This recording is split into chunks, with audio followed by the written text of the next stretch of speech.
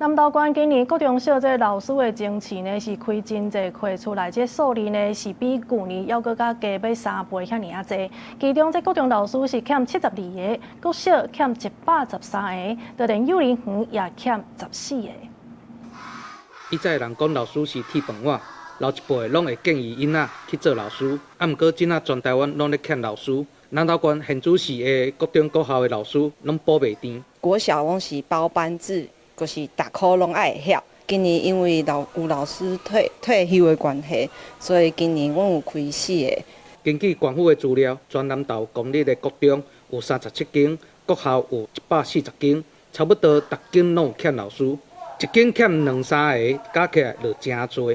根據統計，今年南投的國中老師欠72個，國小欠113個，連幼稚園嘛欠14個。南投縣政府教育處表示，除了今年退休的老師較多，另外教師徵錢和其他的縣市同一天考試嘛有關係。國中吼是欠72個老師吼，尤其是阮理化甲數學的部分，還是欠上濟。上驚着開學時，閣無考老師，這點真恐怖呢。無老師來報考，阮可能就愛開始進行阮的代理的老師的招考，第1屆、第2屆、第3屆、第4屆、第5屆，愛做一屆吼，才有考有老師啊。